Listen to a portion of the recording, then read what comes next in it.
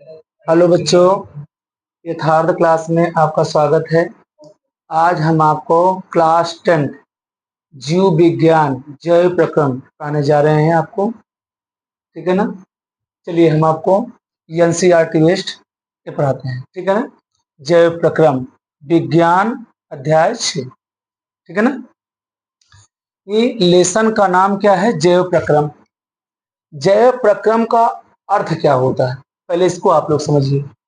जैव प्रक्रम यानी सजीवों में होने वाले प्रक्रम, यानी सजीवों में होने वाले प्रक्रम या क्रियाएं। सजीवों में होने वाले प्रक्रम या क्रियाएं क्या कहलाती हैं? जैव प्रक्रम कहलाती हैं। ठीक है ना।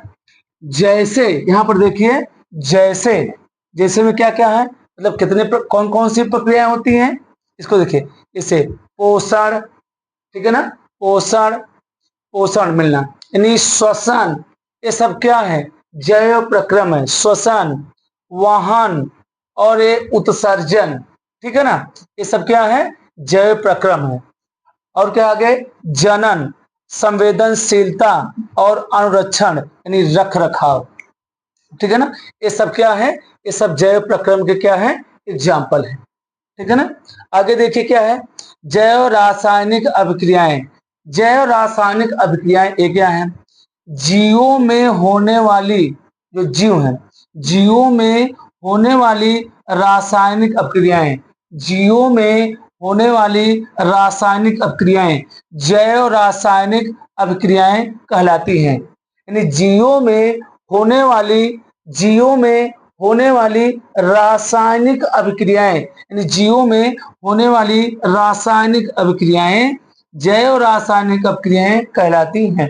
अगला देखिए, ये दो प्रकार की होती है। जो जैव रासायनिक क्रियाएं होती हैं ये दो प्रकार की होती हैं। पहले देखिए अपचायी क्रियाएं। ये अपचायी क्रियाएं क्या है? बड़े अणुओं का छोटे अणुओं में टूटना, ठीक है ना। जैसे देखिए बड़े अणुओं का छोटे अणुओं में टूटना, जैसे हम लोग भोजन करते हैं, निवाला मुंह के अंदर लेकर जाते हैं ना, देखिए छोटे छोटे अणुओं में विभाजित हो जाता है। उसी प्रकार क्या है? बड़े अणुओं का छोटे अणुओं में टूटना अपचायी क्रियाएं कहलाती हैं। जैसे पाचन, श्वसन आदि, ये सब क्या है? ये सब अपचायी क्रियाएं हैं। ठीक है ना। अब दूसरा इसमें क्या है? ये दो प्रकार की होती थे, यहां पर दूसरा क्या है? अपचायी क्रियाएं। तो अपचायी क्रियाएं क्या है? छोटे अणुओं से, छोटे अणुओं से मिलकर बड़े अणुओं का बनना, यानी छोटे अणु, छोटे छोटे अणुओं से मिलकर बड़े अणुओं का बनना उपचायी क्रियाएं कहलाती हैं। बात समझे? क्या? छोटे अणुओं से मिलकर बड़े अणुओं का बनना उपचायी अभिक्रियाएं कहलाती हैं। और यहां पर क्या है? बड़े अणुओं का छोटे अणुओं में टूटना, यानी बड़े अणुओं का छोटे अणुओं में टूटना अपचायी क्रियाएं कहलाती हैं। और छोटे छोटे अणुओं का बड़े अणुओं में बनना क्या कहलाती हैं? उपचायी क्रियाएं कहलाती हैं। ठीक है ना। आप लोग इसको नोट कर लें तो मैं आगे पढ़ाता हूं। हाँ तो देखिए यहां तक समझा दिए थे ना, उसका एग्जाम्पल देखना है। प्रकाश संश्लेषण, वसा प्रोटीन संश्लेषण, ये उसका एग्जाम्पल था। ठीक है ना। नोट में देखिए, एक अपचय अपक्रिया प्लस उपचय अपक्रिया से मिलकर ये बन गया क्या? उपापचय अपक्रिया। ठीक है ना।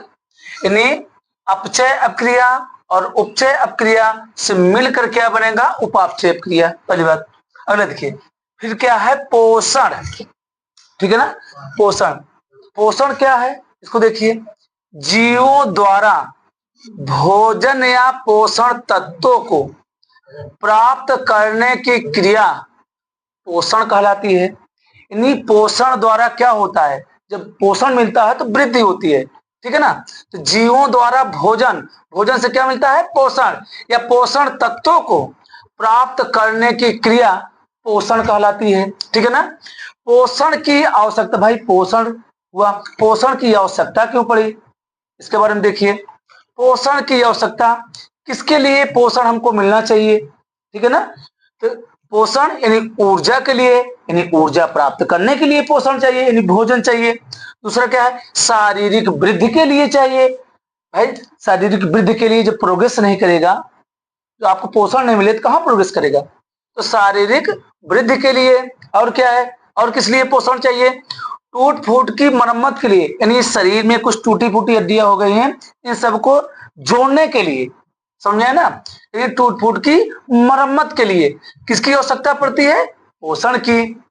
और क्या होता है, रोगों से प्रतिरक्षा के लिए, क्या होता है, रोगों से प्रतिरक्षा के लिए, यानी रोगों से लड़ने के लिए जो भी पोषण मिलता है, रोगों से हमें क्या होती है, रक्षा मिलती है।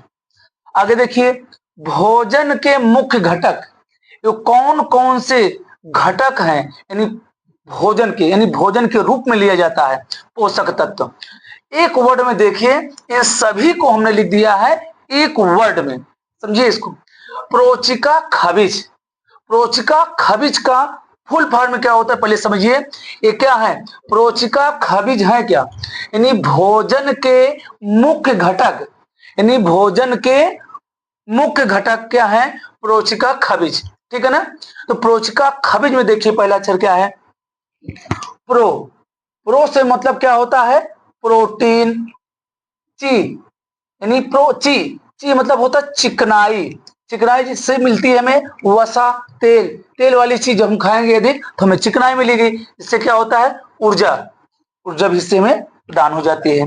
फिर अगला क्या है, का से क्या होता है, कार्बोहाइड्रेट, यानी कार्बोहाइड्रेट क्या है, इस ऊर्जा प्रदान करने वाले, इससे भी हमें क्या होता है, ऊर्जा मिलती प्राप्त होती है। फिर क्या है, प्रोचिका हो गया।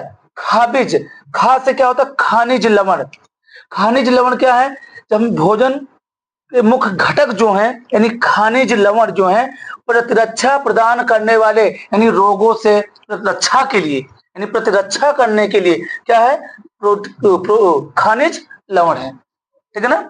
अगला देखिए, बी यानी खाबिज में बी, बी क्या है, विटामिन, विटामिन ए भी क्या है, प्रतिरक्षा प्रदान करने वाले, यानी रोगों से लड़ने के लिए। जल क्या है, जल एक माध्यम है, इसके द्वारा लिया जा सकता है, ठीक है ना। इसको नोट कर लीजिए, तो हम इसके बाद आगे पढ़ाते हैं।